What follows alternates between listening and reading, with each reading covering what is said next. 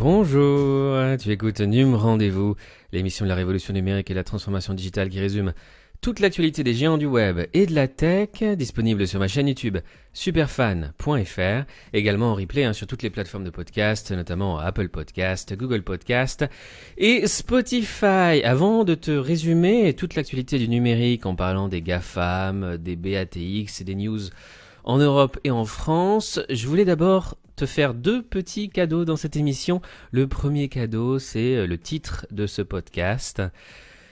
Google vous propose d'ajouter un peu de bébé Yoda dans votre vie en réalité augmentée. Et oui, grâce à ton téléphone, tu vas pouvoir regarder Baby Yoda et le mettre partout où tu veux, dans ton salon, dans ta cuisine, dans ta chambre à coucher.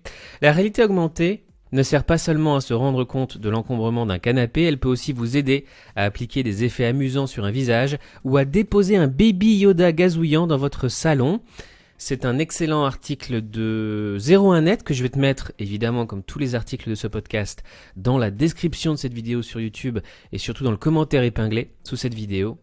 En fait, il te suffit de taper Baby Yoda ou The Child ou Grogu, son vrai nom, dans Google, et à ce moment-là, ou The Mandalorian, et à ce moment-là, tu as ce visuel qui apparaît, voir l'enfant en 3D. Attends, je vais le faire en direct depuis mon téléphone. Donc là j'ai tapé Grogu sur Google, voir l'enfant en 3D, et dans voir l'enfant en 3D, tu cliques sur voir en 3D. Tu as la modélisation 3D de Baby Yoda qui apparaît, enfin Grogu, The Child, et après tu tapes sur ton téléphone, vue en RA. En RA, ça veut dire réalité augmentée, vue en RA. Commençons par détecter le sol, orientez votre téléphone vers le bas, puis déplacez-le. Et là, tu vois, sur mon téléphone, j'ai incroyable, en réalité augmentée, Baby Yoda dans mon studio d'enregistrement. C'est formidable, c'est super mignon, donc vraiment à tester. C'est très facile, donc tu peux utiliser Google Search ou le navigateur de ton smartphone et tu tapes Grogu, The Child ou le Mandalorian. Tu cliques sur voir l'enfant en 3D, puis voir en 3D, en réalité augmentée. Et chez vous, tu vas pouvoir regarder Baby Yoda chez toi, c'est extraordinaire. L'autre cadeau du jour, c'est Zoom qui va lever la limite de 40 minutes pour les fêtes. Dans son offre gratuite, Zoom plafonne le temps des visioconférences à 40 minutes, normalement.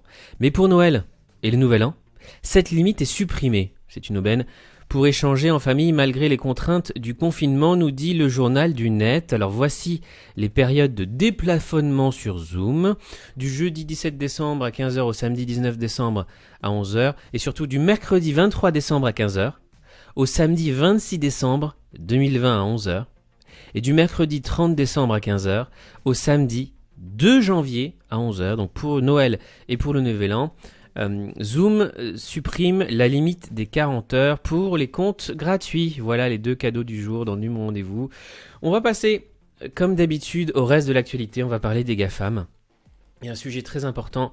On va d'abord parler des lobbyistes à Bruxelles. Le lobbying de la Big Tech auprès de l'Union européenne. Et on va prendre pour exemple les fameux DSA et DMA, les nouvelles directives de l'Union européenne.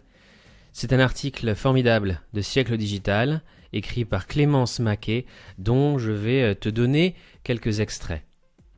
Big Tech contre Europe numérique, petites influences et grande bataille.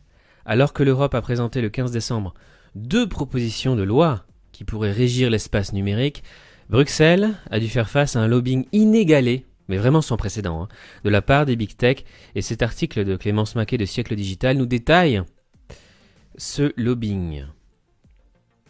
Donc les deux directives, c'est la Digital Services Act, DSA, et Digital Market Act, DMA. Ces deux textes apportent de nouvelles règles en matière de modération, de transparence, de publicité, de contrefaçon sur Internet et de concurrence. Un régime spécial est prévu pour ce que l'Union européenne appelle les gatekeepers, les gardiens du web, tels que Google ou Amazon. Et ça, apparemment, ça un peu effrayé les big tech. En octobre, Un document dévoilait comment Google avait tenté de saper la nouvelle législation menée par Margrethe Vestager et Thierry Breton, révélé par le Financial Times. Ce plan confidentiel de 2 mois expose l'agressivité et le caractère diviseur frappant des manœuvres de Google. Le conglomérat, qui compte parmi les leaders mondiaux du marché d'Internet et des services technologiques, aurait tenté de fragiliser les soutiens à ces textes. Tout ça afin de rendre plus compliquées des discussions qu'il était déjà bien assez. Bien qu'il soit le plus batailleur, Google évidemment n'est pas le seul à défendre ses intérêts à Bruxelles. À la veille de la conférence de presse révélant ce qu'on appelle aujourd'hui communément les DSA et DMA, Politico décrivait les tensions entre les deux responsables du bloc contre les big tech. Il y a eu des affrontements sur la meilleure façon de promouvoir les intérêts nationaux de l'Europe dans le domaine numérique, des querelles sur les rachats d'entreprises technologiques et des désaccords publics sur la nécessité de briser les géants de la Silicon Valley, pouvait-on lire. Des querelles persistantes qui n'ont pas empêché les textes d'être présentés, mais qui pourraient aussi bien s'expliquer par le lobbying intense des big tech. Au courant des divergences entre Thierry Breton et Margrethe Vestager, la stratégie de Google a par exemple consisté à approfondir, encourager ces mésententes. Généralement bien soudées dans des groupes d'intérêts afin d'augmenter l'influence, les grandes firmes américaines pratiquent depuis longtemps cette défense d'intérêts auprès de l'Union européenne. Déjà en 2009, pour la directive sur le droit d'auteur, la campagne avait été impressionnante de la part des entreprises technologiques. L'eurodéputée Virginie Rosière affirmait alors avoir reçu 40 000 emails, tandis que Geoffroy Didier, eurodéputé conservateur, parlait de 100 000 emails ainsi que des menaces. Cette année, malgré les mesures de confinement et de distanciation sociale, la pression s'est manifestée sous de nouvelles formes. Les textos, les discussions sur WhatsApp, sur Twitter ou encore les réunions en ligne ont remplacé les rencontres physiques dissimulées. Selon les rapports de transparence de l'Union européenne, les fonctionnaires de la Commission auraient rencontré plus de 60 organisations et entreprises de secteurs variés, de l'édition à la musique, passant par le jouet ou le réseau social. Il faut dire que la tension est palpable ces mois-ci entre l'Union européenne et les GAFAM. En plus de ces dispositions communautaires pour encadrer la puissance des géants du numérique, déjà initiée par le RGPD, elle avait été jusqu'à accuser Amazon de viol des lois antitrust en novembre. Le mouvement européen vers plus d'attention aux violations des lois antitrust avait en réalité commencé il y a 3 ans, avec l'amende infligée à Google. Pas si étonnant donc de voir Google, Facebook, Amazon, Apple et Microsoft dépenser des millions afin de faire plier la législation du marché européen en leur faveur. Des dizaines de lobbyistes se sont exprimés sur le sujet. Il semblerait que Google et d'autres géants américains de la technologie se soient engagés dans une campagne visant à minimiser la réglementation européenne en menaçant Bruxelles de conséquences économiques et de futures chamailles transatlantiques. En tout, ce sont plus de 160 réunions et 19 millions d'euros dépensés selon Transparency International, un groupe qui surveille le lobbying de l'Union européenne. Le budget, la fréquence et l'intensité de ce lobbying ont été impressionnants, note le New York Times. Je cite, ouvrez les guillemets, en Europe, les entreprises dépensent plus que jamais, embauchant d'anciens fonctionnaires, des cabinets d'avocats et des cabinets de conseil bien connectés. Ils ont financé des dizaines de groupes de réflexion et d'associations professionnelles dotés de postes universitaires dans les meilleures universités du continent et aidés à publier des recherches favorables à l'industrie par d'autres entreprises. Alors que concernaient ces réunions et ces recherches, il semblerait que les cibles aient été mouvantes. D'abord concentrées sur de potentielles nouvelles règles pour la modération de contenu dans le Digital Services Act, la stratégie s'est ensuite orientée autour des règles pour la concurrence du Digital Market Act. Pour ce qui est de la première cible, les lobbies se sont calmés au vu de la question de la responsabilité qui reste intouchée dans le texte. Même si une plateforme héberge un contenu illégal publié par un utilisateur, elle a encore son mot à dire sur l'issue du problème. À partir du moment où elle prouve son ignorance du cas, elle ne pourra pas être considérée responsable et échappera donc aux amendes prévues. Ce qui est sûr, c'est que ce lobbying numérique n'est pas anodin. Il prouve bien l'enjeu représenté par le DSA et le DMA, plus de responsabilité, de transparence, de justesse et de règles pour qui contrôle une part de l'espace numérique, aussi grosse soit-elle. Évidemment, je te tiendrai au courant des futures applications des DSA et DMA. En tout cas, c'est un sujet tellement important pour nous, citoyens français et européens. Autre news ces dernières 24 heures, Google, encore attaqué pour pratiques anticoncurrentielles dans la gestion de la publicité en ligne, mais cette fois-ci, c'est pas en Europe, c'est aux États-Unis que ça se passe. Après l'Europe, 10 États américains s'attaquent au monopole de Google sur le marché de la publicité en ligne. Une plainte vient d'être déposée. Google fait l'objet d'une nouvelle attaque des autorités américaines, donc 10 États républicains menés par le Texas ont accusé mercredi 17 décembre le géant du web de pratiques anticoncurrentielles dans la gestion des publicités en ligne. Ce dernier, en plus, est soutenu par les procureurs généraux de l'Arkansas, l'Idaho, l'Indiana, le Kentucky, le Mississippi, le Missouri, le Dakota du Nord, le Dakota du Sud et l'Utah. Tous ces territoires sont aux mains des républicains. Comme le révèlent des documents internes, Google a cherché à tuer la concurrence en utilisant un éventail de tactiques d'exclusion, y compris en passant un accord illégal avec Facebook, sa plus grande menace concurrentielle potentielle, pour manipuler les ventes aux enchères publicitaires, affirme le document. La mécanique ciblée est la suivante. Google est l'intermédiaire entre les annonceurs et les sites et gère la principale plateforme où ils se rencontrent. C'est comme s'il était à la fois le lanceur, le frappeur et l'arbitre sur le marché électronique de la publicité en ligne, dénonce la plainte en faisant référence au baseball. Pour Google, ces accusations sont sans fondement.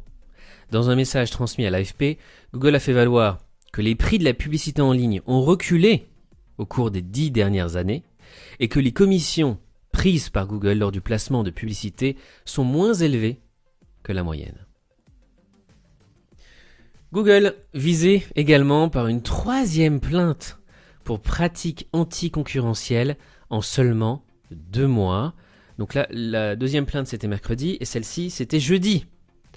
La plainte déposée jeudi par les procureurs de 38 États et territoires américains, va plus loin que celle du ministère de la Justice, DOJ, qui a accusé en octobre le groupe de maintenir un monopole illégal sur la recherche en ligne et la publicité, assure un communiqué. Selon ces procureurs démocrates et républicains, Google multiplie les efforts pour maintenir ce monopole.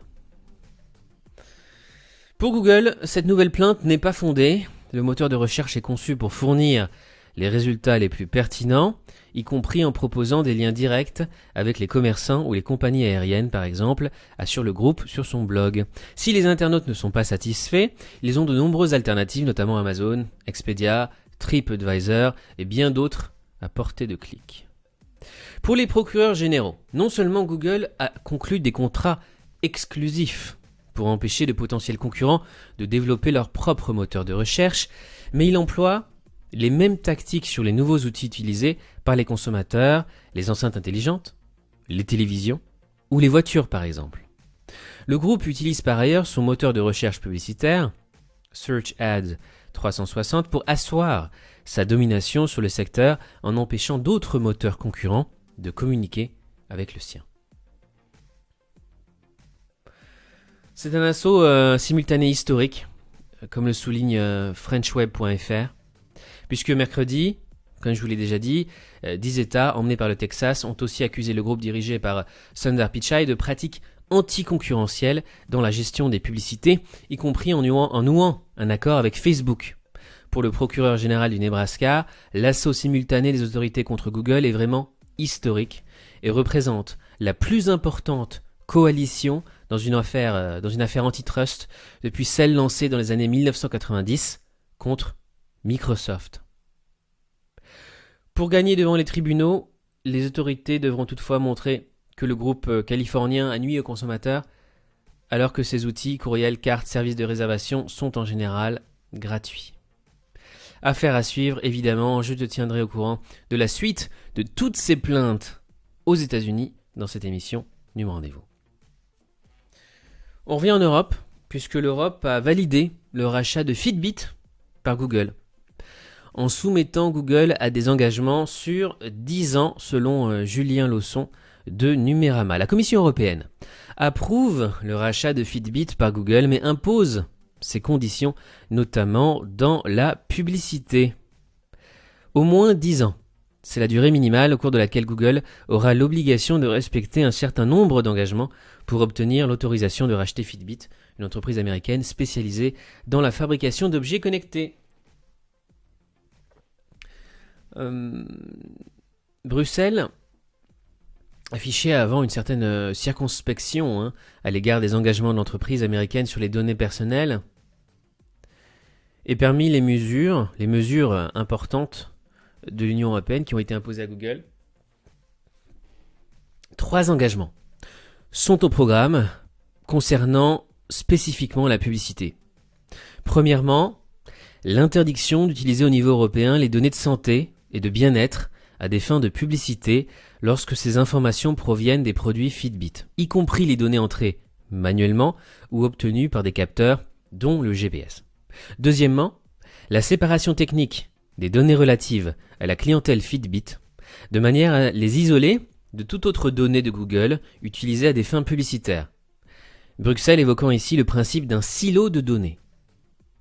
Le choix laissé aux individus d'autoriser ou refuser que leurs données de santé et de bien-être puissent être utilisées par d'autres services de Google. Ça, c'est la 3e mesure, comme la recherche, Google, YouTube, Google Maps ou Google Assistant. Voilà pour les mesures principales exigées pour le rachat de Google de Fitbit. Google lance une fonctionnalité d'essayage de produits de maquillage en réalité augmentée. Dans un secteur marqué par une diminution des ventes, Google met à disposition des marques une nouvelle fonctionnalité gratuite permettant à une utilisatrice d'essayer virtuellement des références de maquillage, nous dit l'usine digitale. On va passer maintenant à Facebook. Facebook fait d'Apple une société anti-web libre pour justifier l'exploitation de vos données selon 01net. Le réseau social de Mark Zuckerberg a lancé une campagne contre iOS 14. Apple rétorque qu'il défend la vie privée de ses utilisateurs. Apple est contre le web libre, c'est le titre d'une communication publiée jeudi 17 décembre par Facebook. En pleine page, cette publicité anti-Apple a été publiée dans le Wall Street Journal, le New York Times et le Washington Post, qui sont les journaux les plus prestigieux aux États-Unis. Au nom des petites entreprises, le réseau social intensifie ainsi sa campagne contre les changements de confidentialité d'Apple. Le corps du texte prétend que les prochains changements apportés à la politique de confidentialité de l'entreprise de Tim Cook pour iOS 14 changeront l'Internet tel que nous le connaissons et forceront les sites web et les blogs à commencer à vous facturer des frais d'abonnement, selon Facebook, ou à ajouter des achats dans l'application en raison d'un manque d'annonces personnalisées. À la suite de cette publication, le patron d'Apple s'en est donné à cœur joie pour répondre directement au groupe de Mark Zuckerberg dans un tweet.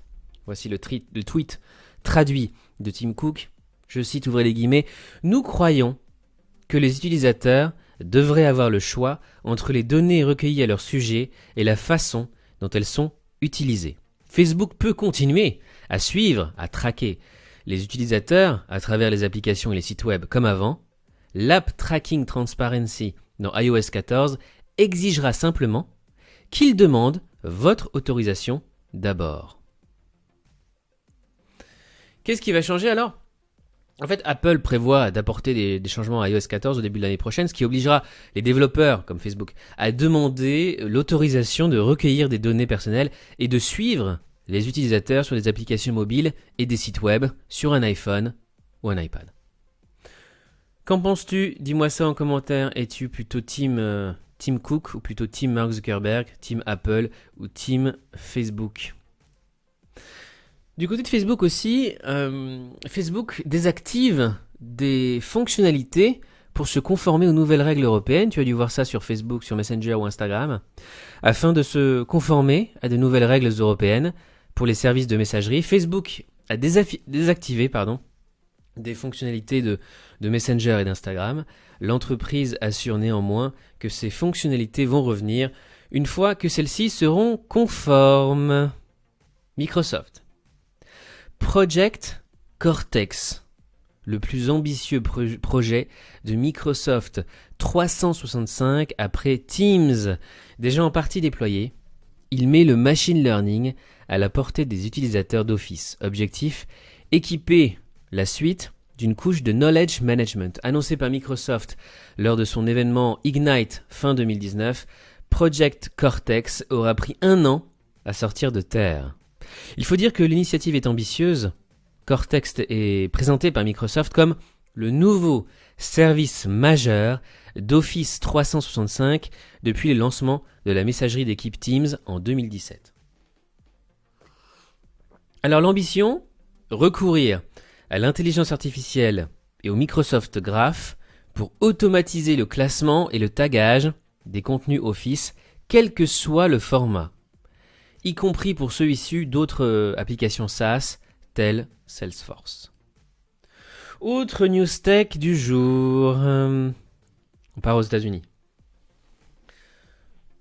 Et on va parler de Donald Trump. Le compte Twitter de Donald Trump a été piraté et son hacker ne sera finalement pas puni. Considéré comme non nuisible, le geste du hacker néerlandais ne sera finalement pas passible de poursuite selon la justice des Pays-Bas. Il a trouvé le mot de passe qui donnait accès au compte Twitter de Donald Trump. Il s'est alors connecté à Real Donald Trump le 16 octobre dernier. Le néerlandais Victor Gevers ne sera pourtant pas poursuivi par la justice. Le ministère public des Pays-Bas a estimé qu'il s'agissait d'un hacker éthique et qu'il n'avait pas l'intention de nuire au président américain, comme l'a révélé The Guardian mercredi 16 décembre. Alors le mot de passe de Trump, c'était MAGA 2020, M-A-G-A 2020. MAGA, c'était la contraction du slogan de Donald Trump, Make America Great Again 2020. Il avait juste trouvé ce mot de passe et avait pénétré le compte Twitter apparemment de Donald Trump, mais n'avait rien posté, n'avait pas usurpé l'identité du président sur Twitter. L'homme a indiqué qu'il voulait éviter un éventuel piratage du compte avant les élections présidentielles américaines. Une fois connecté avec les identifiants du président de la première puissance mondiale, il n'avait pas tenté de se faire passer pour lui en publiant un tweet. La justification a convaincu les juges néerlandais. Alors de l'autre côté de l'Atlantique, la Maison-Blanche a toujours démenti qu'un hacker s'est connecté au compte de Donald Trump, et même Twitter n'avait pas pu établir qu'une session avait été ouverte depuis l'extérieur. Walmart, le géant de la distribution américain, c'est le Carrefour américain, va vendre en live streaming sur TikTok. Afin de créer des expériences engageantes pour ses clients, le géant américain de la grande distribution Walmart va réaliser un premier live stream le 18 décembre sur le réseau social TikTok, durant lequel il a été possible d'acheter des produits depuis l'application. Discord. Ça a vraiment été une année exceptionnelle pour Discord, surtout cette année 2020, puisque la plateforme a beaucoup évolué en 5 ans. Discord atteint les 7 milliards de dollars de valorisation.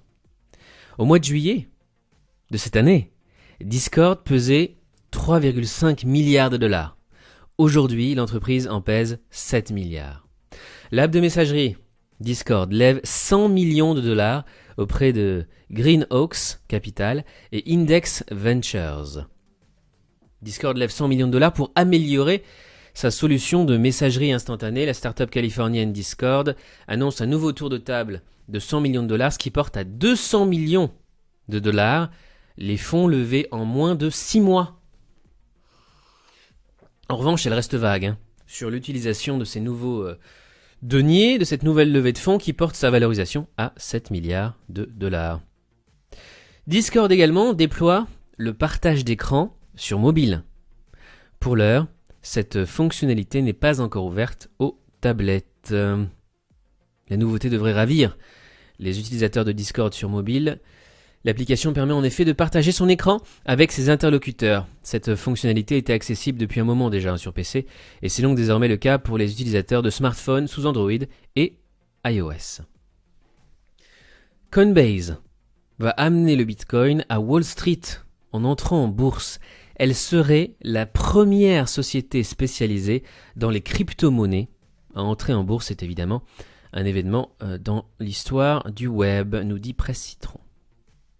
L'Epic Games Store intègre Spotify, un premier pas pour devenir un magasin d'applis généraliste. Jusqu'ici dédié à la distribution de jeux vidéo, l'Epic Games Store intègre, pour la première fois, une application d'un autre domaine, Spotify, marquant ainsi une volonté d'aller au-delà du monde vidéoludique.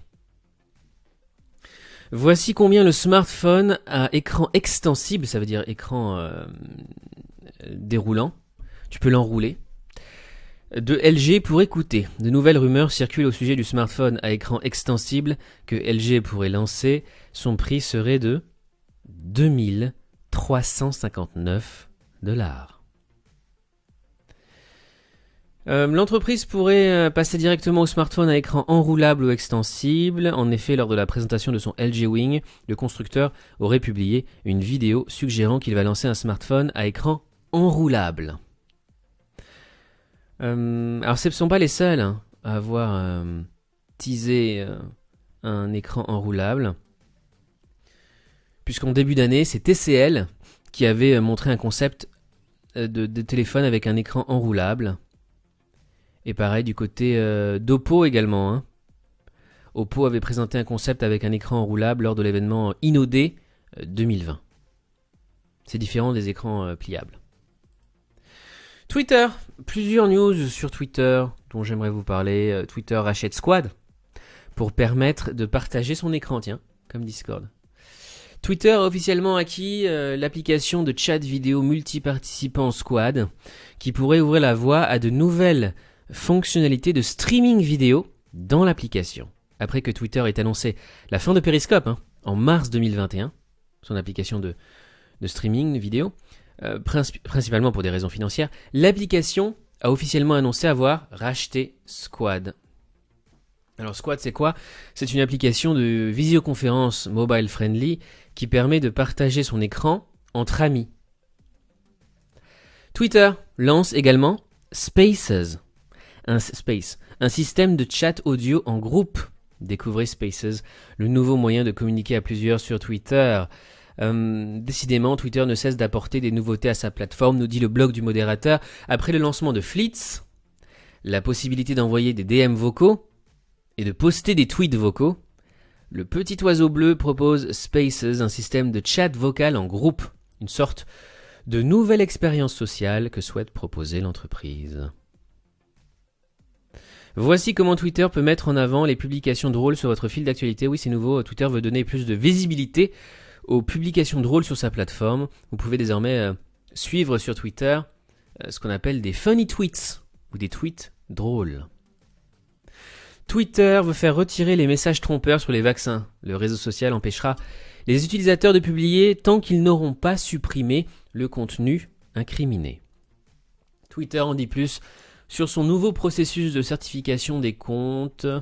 Twitter commencera à vérifier les utilisateurs le 20 janvier. Le programme de vérification de Twitter est en attente, il avait été suspendu depuis un certain temps, mais la société a récemment révélé que les utilisateurs seraient en mesure de commencer à postuler pour le badge bleu vérifié, convoité en 2021.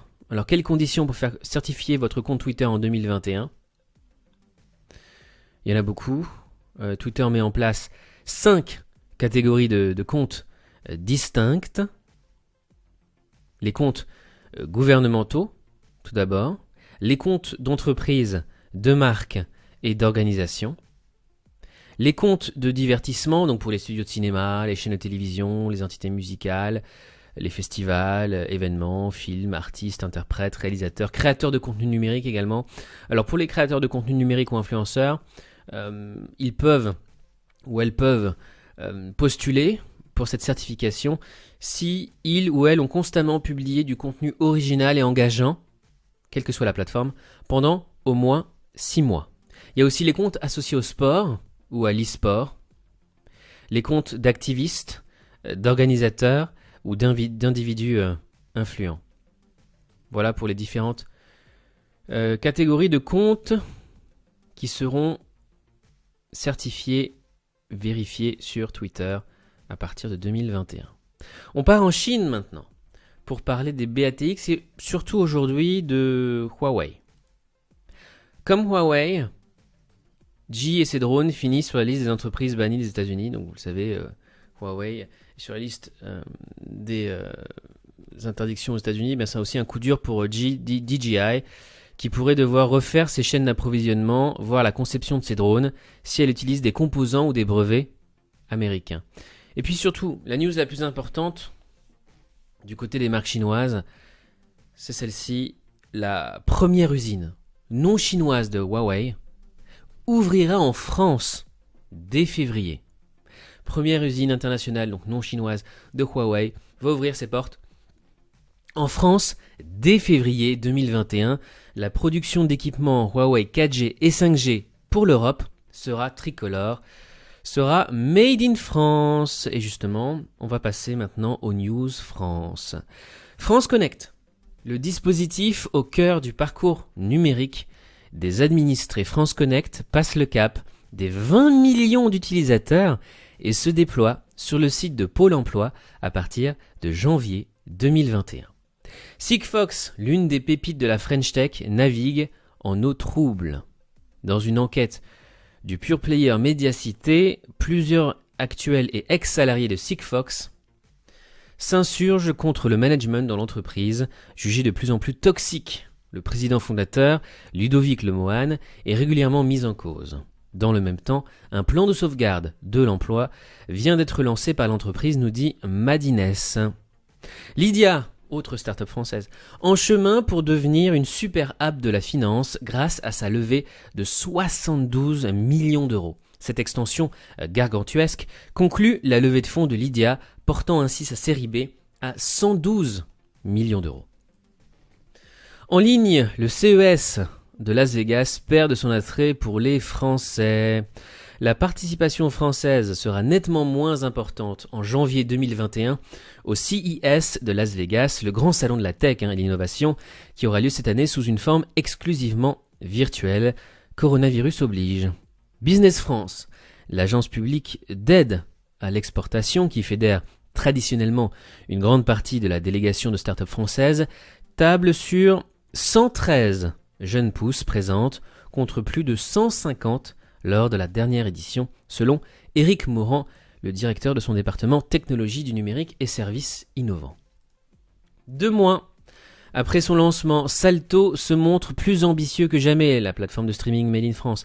Salto, la plateforme lancée il y a 2 mois par TF1, France Télévisions et M6, se montre discrète sur ses chiffres, mais ambitieuse pour le futur, au point de se projeter à terme comme incontournable dans tous les foyers français. J'ai remarqué une grande campagne de communication ces derniers jours pour Salto. On n'a pas les chiffres exacts, mais il y a plusieurs chiffres qui ont filtré, plusieurs rumeurs. Alors, est-ce que ça marche ? Il y a un mois, le Figaro avançait que Salto avait déjà séduit 100 000 abonnés. Un chiffre confirmé du bout des lèvres par Gilles Pélisson, PDG du groupe TF1. Ce résultat a été toutefois à nuancer car le premier mois d'abonnement est gratuit.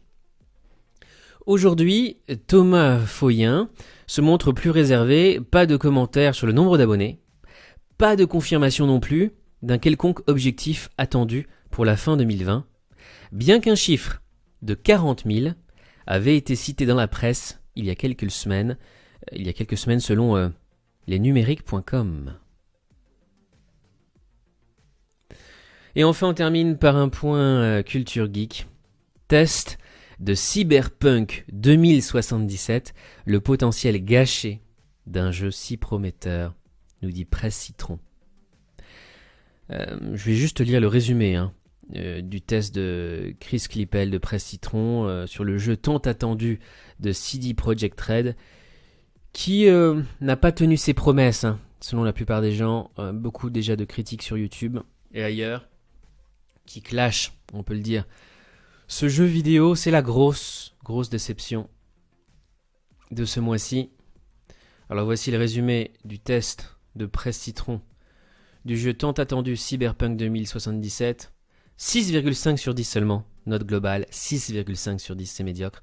Alors on aime, pour Presse Citron, la ville de Night City, terrain de jeu juste incroyable, quel univers, quelle ambiance de dingue, certains moments de la quête principale étaient vraiment incroyables, une durée de vie plutôt bonne, avec quelques quêtes secondaires vraiment intéressantes, graphiquement plutôt jolies par moments, même si c'est assez inégal. On aime moins un festival de bugs, parfois drôle, parfois très gênant, ça freeze, ça plante, ça crache, souvent. Night City, quelle magnifique ville vide, sans vie, sans véhicule, sans PNJ, liée à l'intelligence artificielle catastrophique, et certaines quêtes annexes qui sont vraiment là pour faire du remplissage, malheureusement. Ouais, c'est la grosse déception de l'année, Cyberpunk 2077. The Mandalorian, par contre, ça c'est une bonne nouvelle apparemment. Les fans ont beaucoup aimé le dernier épisode et la saison en général. The Mandalorian, entre fanservice et scène épique, l'ultime épisode conclut parfaitement la saison, selon cette critique de Julien Lausson de Numérama. Avec le dernier épisode de The Mandalorian, Disney en profite pour rendre sa grandeur à un héros de Star Wars. Alors je vais pas te lire cet article, puisque déjà, moi-même, je n'ai pas encore vu l'intégralité de cette dernière saison de The Mandalorian, mais apparemment, le dernier épisode a ravi les fans. Entre fanservice et scène épique, c'est vraiment un bon résumé apparemment de ce dernier épisode qui a été diffusé le 18 décembre. D'ailleurs, The Book of Boba Fett, le célèbre chasseur de primes de Star Wars, aura un spin-off. Une scène post-générique annonce l'arrivée dans un an d'un spin-off sur Boba Fett. Disney n'en avait pas parlé le 10 décembre lors de la présentation de tous ses projets afin de garder la surprise sous le coude. C'est tout pour aujourd'hui, merci d'avoir écouté ou regardé Num Rendez-vous. On se retrouve très bientôt sur ma chaîne, probablement lundi. Je te souhaite un très très bon week-end et n'oublie pas de me suivre sur Twitter pour des news mises à jour en temps réel 24 heures sur 24, 7 jours sur 7. NumRDV, mon compte en français sur l'actu du numérique, et Marketing RDV, mon compte en anglais sur les best practices du marketing digital. Porte-toi bien, bon week-end, salut, ciao.